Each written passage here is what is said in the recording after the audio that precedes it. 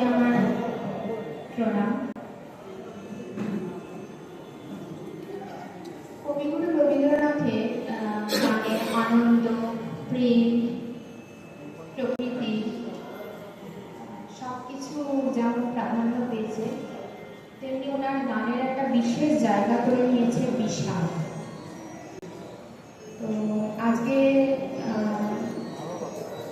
এই অনুষ্ঠানে আমি রবি ঠাকুরের, মানে আমরা সবাই এখানে আনন্দের গানই গাইছি, আনন্দের ইয়ে করছি, আমি একটুখানি আলাদা জায়গায় গিয়ে রবি ঠাকুরের একটি বিষাদের গান এবং কোথাও না কোথাও সারেন্ডারের গান, সেটা আমি একটু শোনাবার চেষ্টা করেছি।